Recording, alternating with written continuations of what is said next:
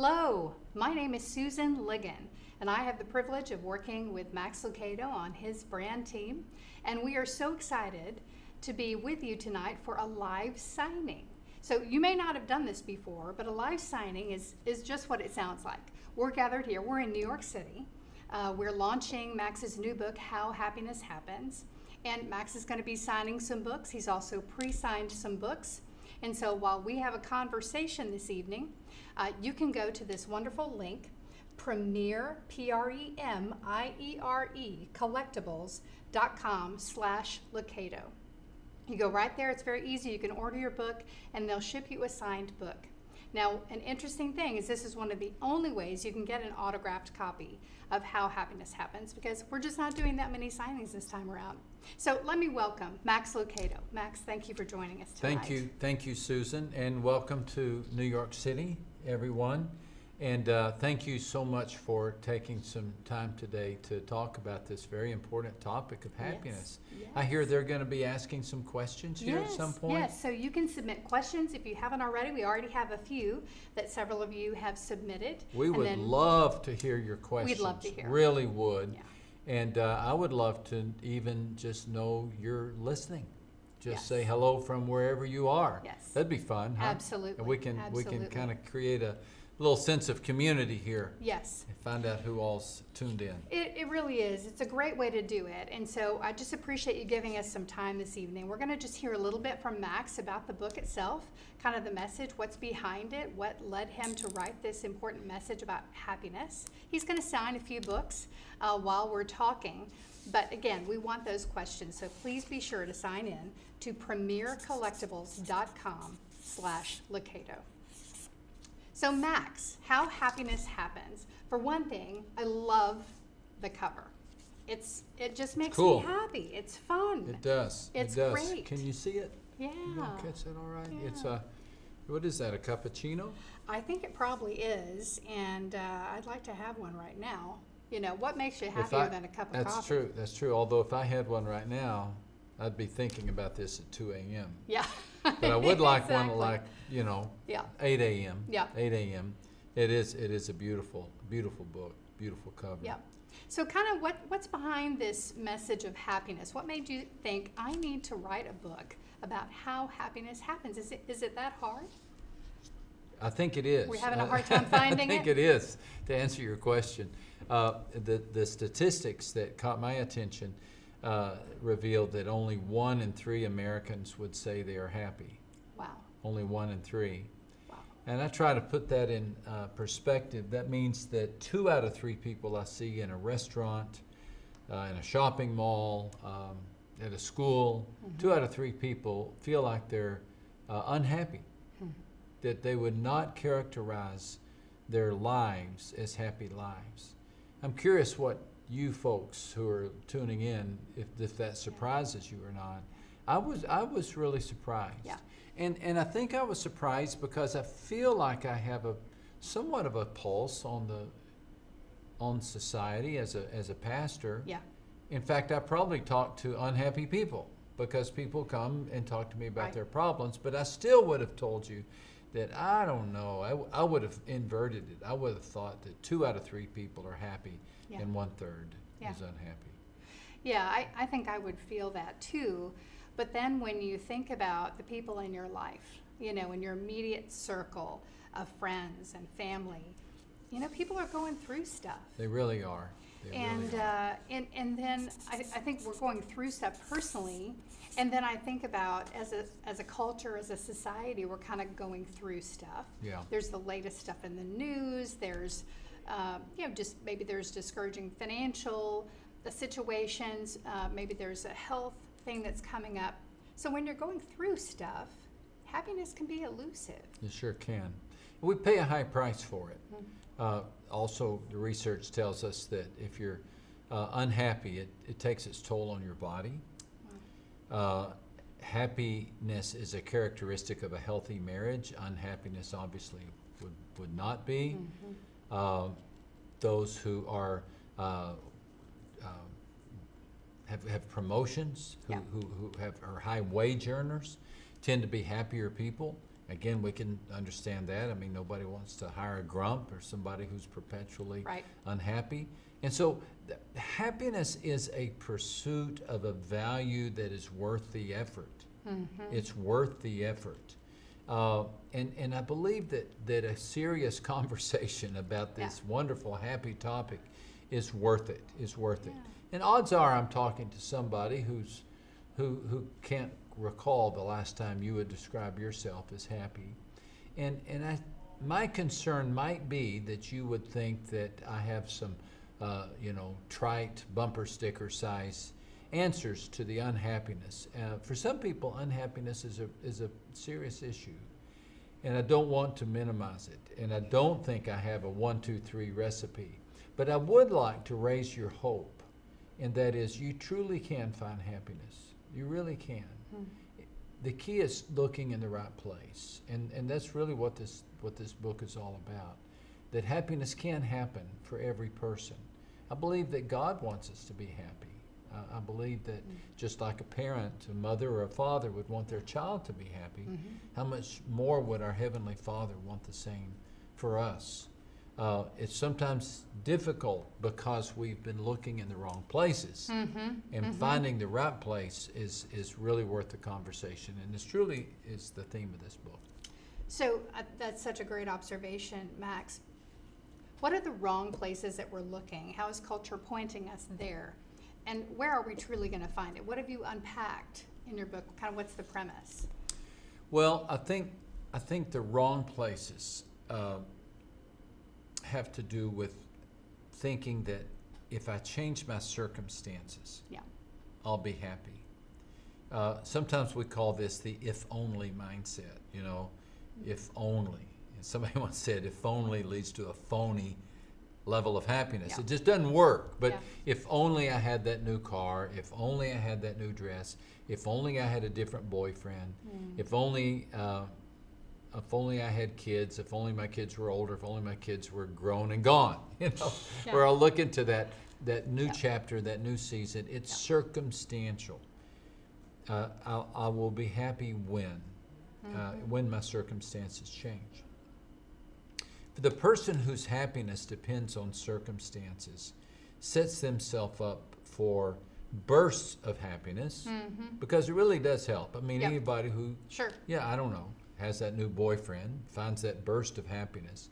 But no boyfriend, even my wife's husband, cannot deliver the kind of deep-seated happiness that all of us need and aspire to have. It just doesn't happen.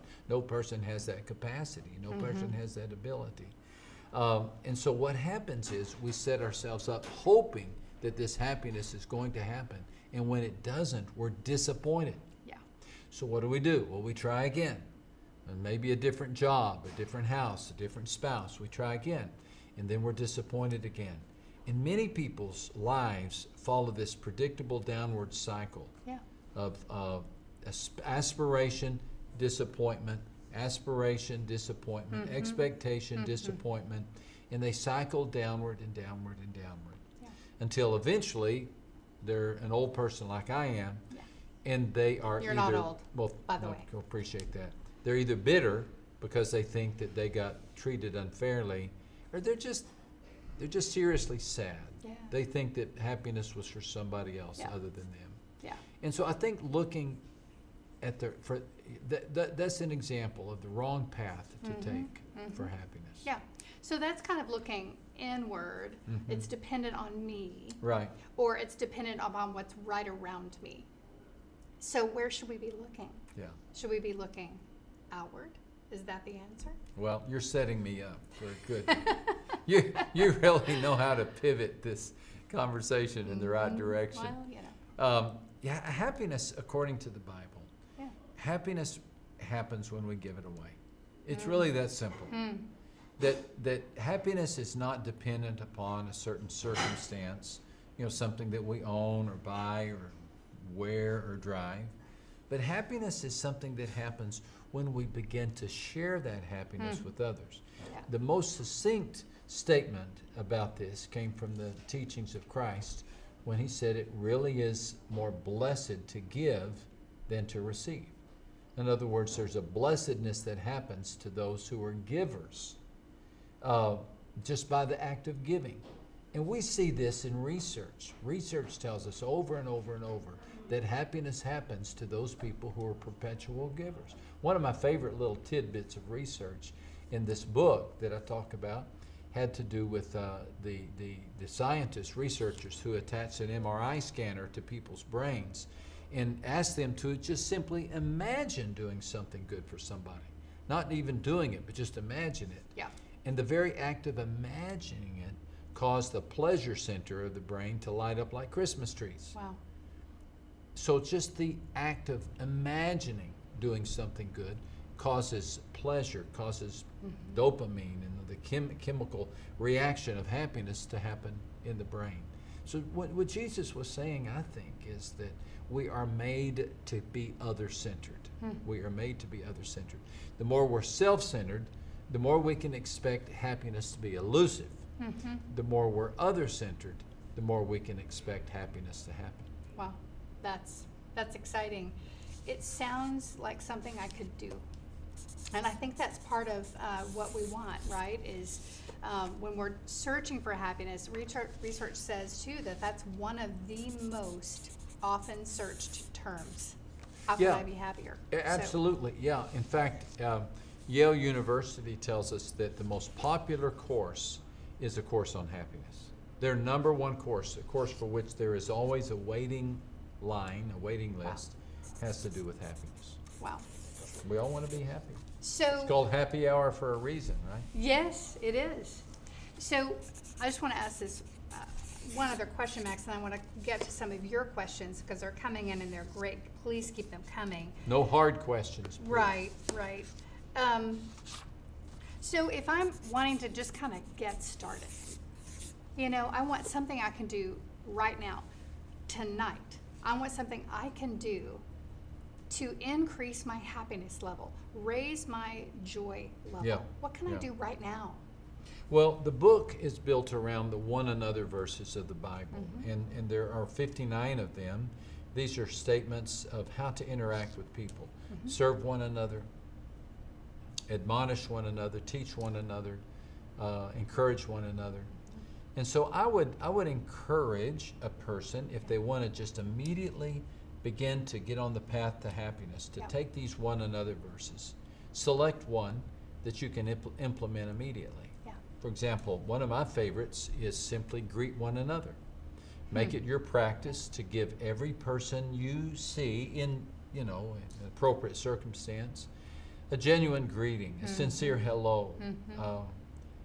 Pause to ask them how they're doing and pause to hear a response. If you make it your aim to give every person you see over a given day a genuine greeting, then what you're doing every time you do that is you're lifting your mind off yourself and you're setting it upon another person. And every time we do that, we're setting ourselves up for that boomerang effect. Yeah.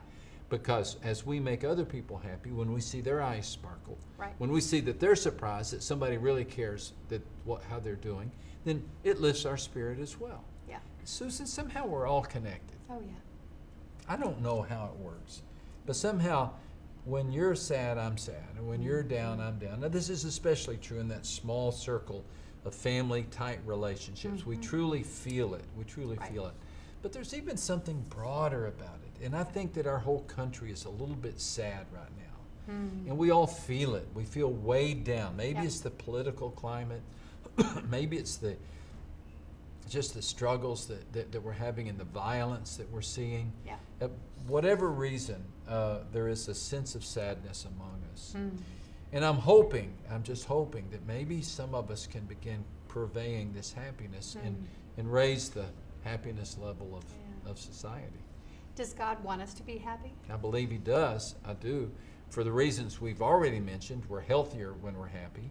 Our relationships are better. Happy people have better marriages. Happy people do better at work. But I believe also, those of us who are Christians, we want to be good reflections of our good God. Right. Yeah. And I don't think that being a sourpuss ever attracted anybody to the Christian faith. But I do believe that there is a genuine, contagious joy that happens when we know that we serve a good God, and He has a deep love for us. He aspires for a good life for each one of us. Then that's infectious. That's infectious, and that's a happiness that God wants us to have, and a happiness that God wants to purvey or distribute through us. I totally agree, Max. I just want to remind you of the website that you can go to if you'd like to get a signed copy of How Happiness Happens. It's premiercollectibles.com/Lucado. So I'd love for you to go there and check that out. Let me go to a couple of your questions because they're coming in and they're just fantastic. Max, this is from Leanna in Campbell, California. Thank you, Leanna, for joining us tonight. And she asked a great question. Can a person who's harboring anger and or bitterness towards someone else experience true happiness? Yeah. In the book, I talk about the forgive one another phrase. And I think if we were to chart the one another verses from easiest to begin to most difficult to implement, the forgive one another would be right there toward the end, because it is very, very difficult to implement. Somebody said if hurts were hairs, we'd all look like grizzlies because we've all been hurt so much. Yep. But the truth of the matter is, harboring grudges and a refusal to release resentments creates sadness. We know this, personally. I don't think anybody who's ever said, I'm a happier person today because I'm harboring a grudge. We know that. That's not to say it's easy to release that grudge, but we do know that grudges can suck the joy out of our lives. But we also know that because researchers have demonstrated, for example, Duke University gives us 8 characteristics of happy people. 4 of those characteristics, in other words, a full 50% of them, have to do with releasing resentments or forgiving people who have hurt us. So I do believe that it is a very important and absolutely essential part of moving on in life. In fact, I spent a lot of time working on that particular message of forgiving others, because it's not easy. It's not easy at all. But I do believe it's possible. I do. I believe that when we begin to release the resentments that we have toward others and understand what forgiveness is. Yes. For example, forgiveness is not endorsing. Forgiveness is not pretending it doesn't hurt. But when we get a healthy understanding of what forgiveness is and begin to move on the path of forgiveness, we'll find that there is a happiness that can happen for those who have been hurt. And I'm deep, and again, boy, forgive me. I do not want to suggest that you're not hurt and that what that person did to you is right. I never want to suggest that. But I do want to earnestly urge you to get on the path of forgiveness, because refusing to do so will only bring you more hurt in life. Absolutely. Kind of along that same line, we're talking about resentment and disagreement. There's kind of a lot of that these days. It feels like there's a lot of disagreement. Yeah. And a lot of disagreement while being disagreeable. So can we be happy when we're in such an environment that feels toxic at times, or just ugly or difficult? Can we allow people to have differences of opinion and maintain kindness and joy? Yeah. If we don't, we will allow these different opinions to really suck the joy out of our lives. Or my favorite verb is liposuction the joy out of our lives. Yeah. It just comes in and it really takes the joy. So we've got to. One of the one another verses in the Bible, in the book of Romans, this one is, it says, accept one another then, even as God in Christ has accepted you. Yeah. So the call is to accept one another. That doesn't mean we endorse everybody's behavior. It certainly doesn't mean that we agree with everybody's opinion. Yeah. That's just not going to happen. Yeah. But it does mean that we do our best to live in harmony with one another. And we realize that nobody's got this life all figured out. Right. And that we all share the same planet. And we owe it to one another to try to behave in a respectful manner. And Susan, you're right. This day and age, this climate in which we find ourselves, you're either a donkey or an elephant. Yeah. You're either, blue or red. And we yell at each other. We can't seem to sit down and have a civil discourse about the things over which we have a disagreement. And some of you find yourself maybe, working side by side to somebody who has opposite viewpoint than you. Maybe working for somebody. Or maybe it's a sibling in your family, or maybe even your parents or your children. So this is an important thing. And the reason this is important is because if you don't learn to accept people with whom you have serious differences, then they are going to take much of the joy out of your life. You're going to give up joy, and you don't want to do that. So try to understand what it means to accept somebody. When you're accepting them, you're simply saying, you're a valuable human being. I respect your right to have that opinion. And I'm going to find things that are likable about you, even if it kills me, that I'm going to find things that are likable about you, and I'm going to respect those. And then we're going to try to understand one another. And you need to take the lead in this. You need to be the one who says, help me understand what it's like. Help me understand why you believe what you believe. Help me understand the feelings that a person has as a female in a gray flannel world, or a Muslim in a nation populated primarily by Christians. Help me to understand what it's like to be a teenager in this day and age. That is one of the greatest questions.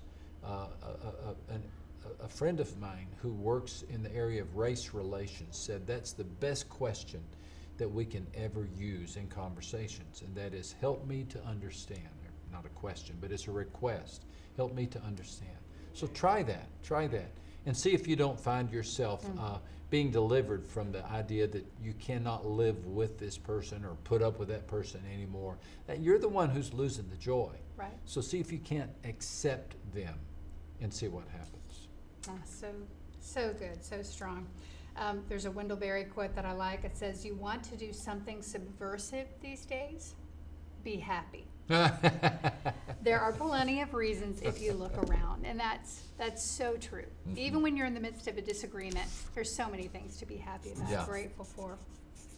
Question from Daniel in Dallas. He says, what do prayer and happiness have in common, if anything? Yeah. That's a good question because the scripture urges us to pray for one another. And there are those situations where somebody might say, my happiness level is low because someone I love is suffering so deeply, so profoundly. I've had conversations with parents whose children are in a difficult spot, and they're so discouraged, and they think, and part of the discouragement comes from that feeling of, I can't do anything. I just can't help them. I can't do anything. Yeah. Well, you really can. You can pray for them. We can always pray for people.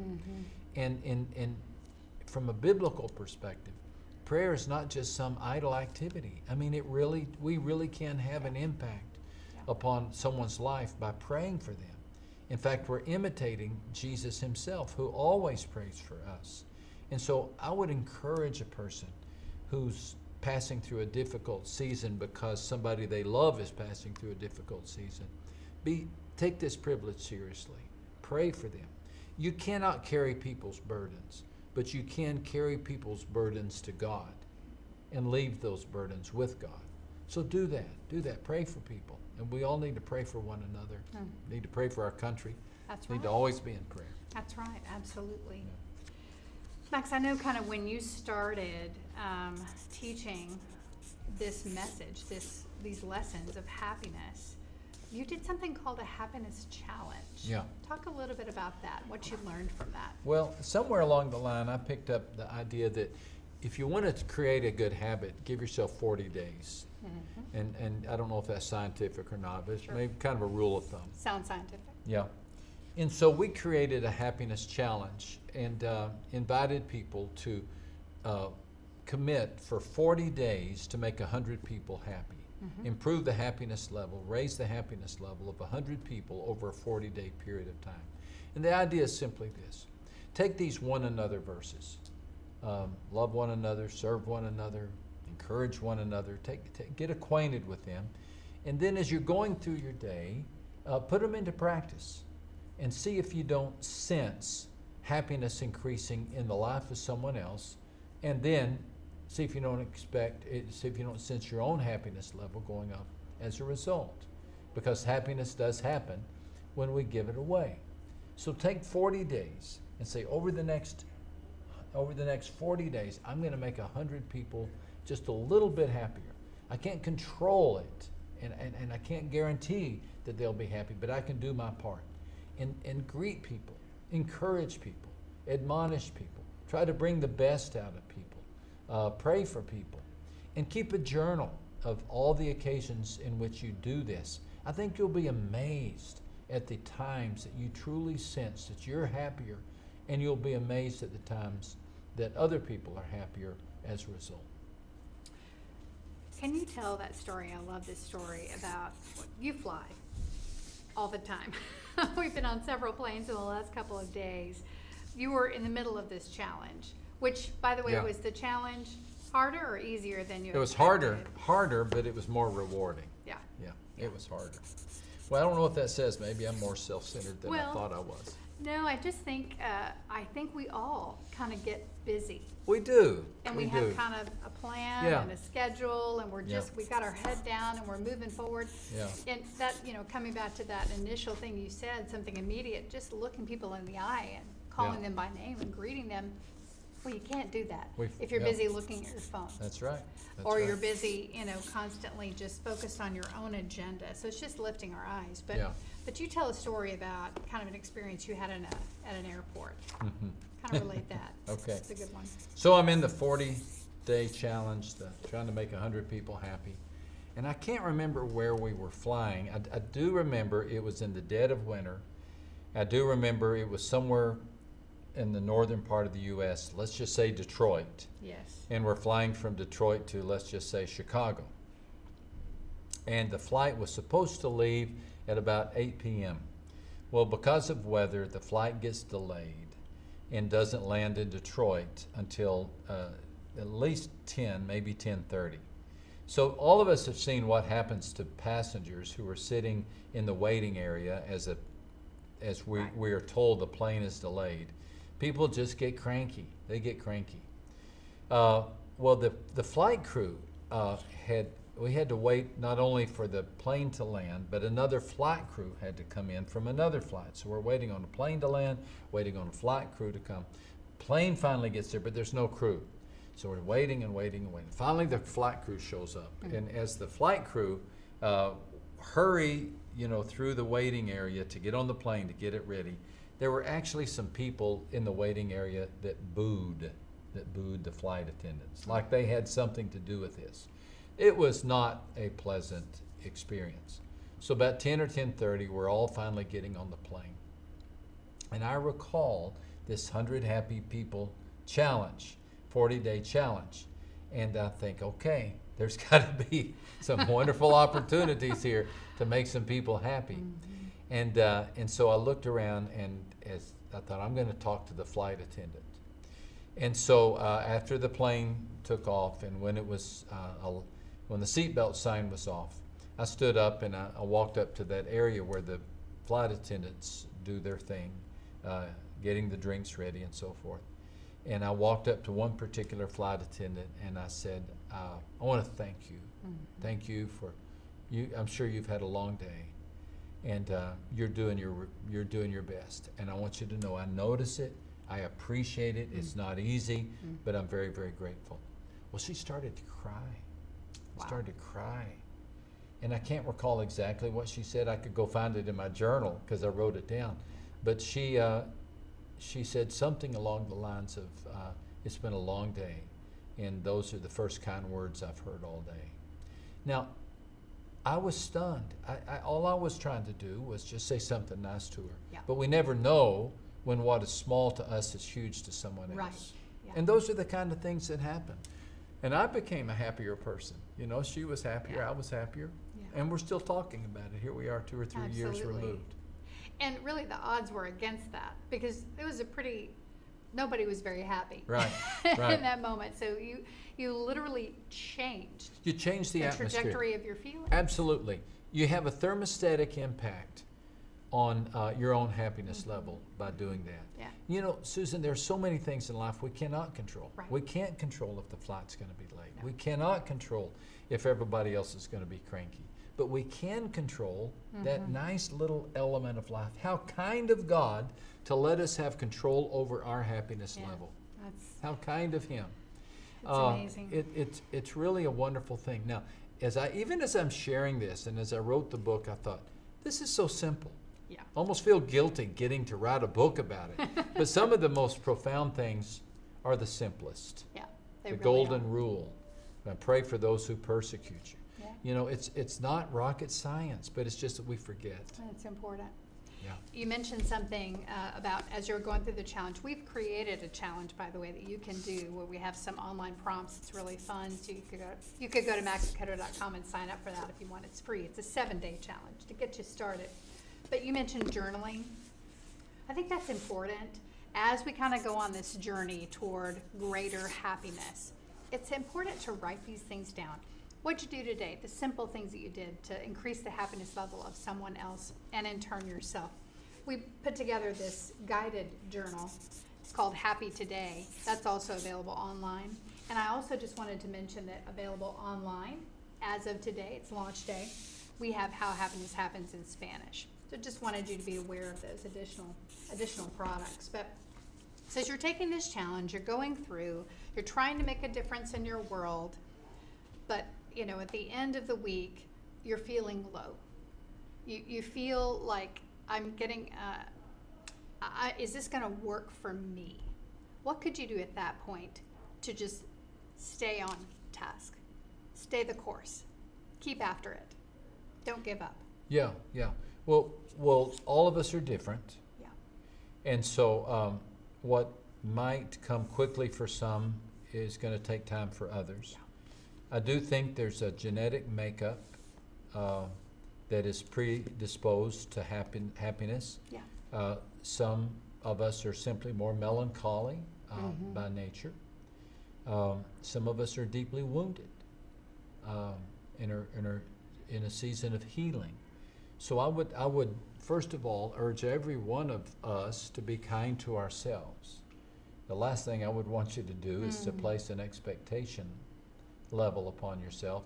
There is a certain personality type that's a high performer, and I can anticipate that there are certain people who say, okay, I'm going to be happy if he kills me, you know, and then they set out on this 100 Happy People challenge, Yep. and it's just, they're going to take Mount Everest, take Mount Happiness. And so that's probably not the best Right. the best approach. So if you try this for a few days and find yourself still struggling, then just 2 or 3 things. First of all, pray about it. You say, Lord, why am I unhappy? Where does this come from? And then be quiet and listen and let Him talk to you. Don't underestimate the ongoing impact that wounds of our past have in our present. It just sometimes takes time. It sometimes just takes time to heal. And maybe God is using this as a time of healing for you. Also, it's appropriate to talk to somebody, talk to a counselor, seek professional help.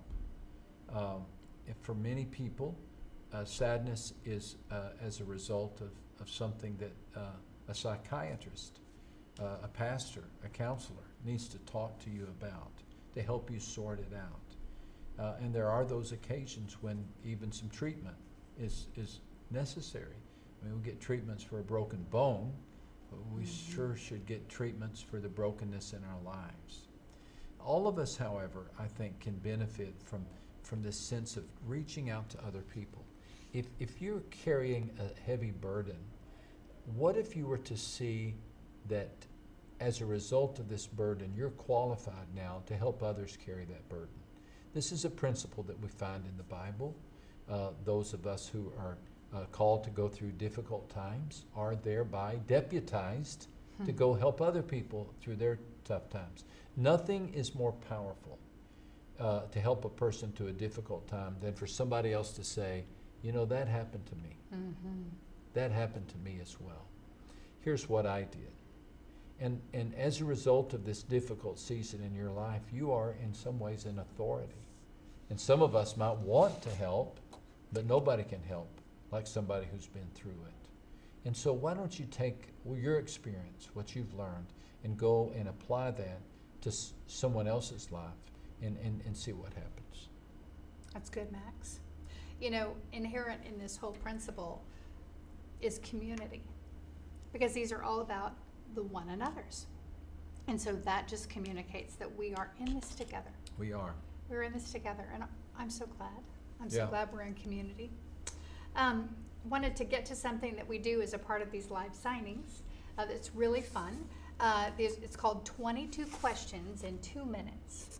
And so this is kind of a lightning round, Max. So am I going to ask you these questions? No, because no one wants to know about me. They I want to know do. about you. I do. But so I'm going to ask you some Can questions. you ask questions? And we're gonna take these one by one. Okay. Get through them. It's going to be really awesome. Okay. And Do I get a might throw in a prize? couple. You'll get a prize. I'm going to give you a copy of How Happiness Happened. But I might throw in a couple of surprise ones. So just be ready. Okay. Okay. One. Drum roll, please. Here we go. Where were you born? San Angelo, Texas. Fabulous. Who would you want to play you in a movie? What actor would you like to play the role of Max Lucado? Well, he has to be really handsome, right? Yes, indeed. Matt Damon. Okay, like him. What was your first job? I pumped gasoline at Very a gas good. station. Very good. That used to be done. Do you Yeah. guys know that? Yeah. There were people who came out and pumped your gas, and they wiped off your windshield. It was awesome. They took your credit card. You didn't even have to get out of the You car. didn't. You just sat there. It You was sat awesome. there. What's your biggest fear? It's kind of a tough one. That is a tough one. I fear letting people down. Mhm. Yeah. Who makes you laugh the most? And you can say me. It's Yeah. okay. Besides Susan, besides present company excluded. Yes. Do you know that sitcom Everyone Loves Raymond? Yes. I can watch those over and over and over, and I we do. and we all do. Yeah. I don't know why They're everyone hilarious. on that show makes me laugh. Yeah, I love that show. So, what's the one thing you need to have in your fridge at all times? What I need or what I want? What would you like to Like have? to have? What would you like to have in your fridge at all times? Ice cream. Yeah. Yeah. I was thinking Yeah. that. Do you recall the last concert that you went to, or movie? Could be movie. Ooh, movie or concert. Mm-hmm. Might be George Strait. Oh, great one. That's on my bucket list. So, okay, who is the most interesting person that you met recently? Last night was pretty interesting. Well, that's true. That's true. We had an event and got to hear the story of Senator Tim Scott. Yeah. Is that who you're thinking Yes, about? that's who I was thinking From of. South Carolina. Yeah, boy, that's a great story. What a great story. I tell his story in my book. That's the reason we were together. Yeah. We got to hear more about Yeah. it. Yeah, Yeah. that's in the encouragement chapter. Exactly. So look for that. The story of Senator Tim Scott. So interesting. What's your middle name, Max? Lee. All right. And do you have a pet peeve, a biggest pet peeve? And you talk about those in the book too. That was a fun chapter to write. Yeah. Yeah. People asking you lists of 22 questions in 2 minutes? That could be, that's my pet peeve. Okay. Last book that you read? The last book that I read was by Robert Morris, The God I Never Knew. The God I Never Knew. Do you have a favorite hobby? Golf. Yes, hands down, for Yeah. sure. Do you have any hidden talents? Now's your chance. Really? You can Boy, unveil they are deeply hidden. deeply. I don't think I have anything that's hidden that Yeah. I haven't tried to Yeah. to make. Yeah. Are you an electric toothbrush or manual? Manual, Guy? manual. Got it. Yeah. I mean, this the control. I own the one. simplicity. Yeah. Secret snack? Oreos and barbecue chips, either one. Those are fantastic choices. How do you take your coffee? With cream. Mm-hmm. Yeah. And what's the last gift that you gave? Maybe something for your wife? Yes. Family? Yeah. I didn't know it, but today when I talked to her, she told me that I gave her some new clothing that she bought yesterday. Oh. Yeah, so that I'm was going to so take sweet credit. of you. Yeah. Oh, nothing. It was nothing. What a great husband. Yeah, I'm just He's the best. amazing. And he has an amazing wife too. I do. Just wonderful. Do you have a cause that's near and dear to your heart? I love our church. Yeah. I love our church. Oak Hills Church Oak Hills in Church San in San Antonio. Antonio. I deeply appreciate the work of World Vision. Yes. Yeah. You've partnered with them a long time. Yeah. Yeah, they're amazing. World Relief. Is there something on your bucket list that you feel like you're hoping to check off next, or that's really high up there? Yeah. You've had an opportunity to do a lot of great things. I've really done some fun things. Yeah. I'm hoping, if the Lord provides an opportunity to visit Russia. I've not spent time. The two areas of the world I've never visited that I'd love to visit are Northern Europe and the South Pacific. Okay. And so I've never been to Australia, New Zealand, that area, Yeah. or the South Pacific Islands. And but we were hoping to go to Northern Russia maybe next year. Yeah. Wow. We'll that's see. awesome. We'll see. So you answered the last question, which was where do you want to go that you've never been? So you Okay. answered that one. So let me think. It seems like I had one more surprise question. I think it had to do with, is there something that you can hear and immediately feel happier? Yeah. Most songs from a what we call a soft rock station. Yeah. That's just another word for old person's station. Yeah, I like those too. But Doobie Brothers, Yep. Three Dog Night, Yeah. Elton John, those songs always put a little bounce in my step. Yep, those are great songs. Although about worn them out, I listen to my station on what's it called? Pandora. Yeah. Pandora. I need a bunch of new ones because I've Yeah. about worn them all out. Well, those are great. That's fun. I think another one that might come to mind for you too is just the laughter of your grandkids. Well, That's that would have been that's number pretty one. awesome, I should have huh? thought. Yeah, And a hug. that's true. A hug from them. Max has two beautiful grandchildren. So just going to remind you again of the website that you can go to get a signed copy of How Happiness Happens, which launched today. So we're so thrilled to be with you on launch day here from New York City. PremierCollectibles.com/Lucado. It's been so fun to have this conversation with you, Max, and with you. Thank you for sending in your questions. Thank you for participating with us tonight. I do hope you'll really enjoy this message. It's a life-changing message when you can literally increase the level of happiness and joy in your life and others. Well, that's worth doing. And so thank you, Max, for telling us a little bit about how we can do that It's right been now. my honor. I'm happier having been here. Yes, Yeah. it's been fun, Yeah, hasn't it? Yes. It has been. Thank you so much. Thank you for joining us this evening. We'll see you soon.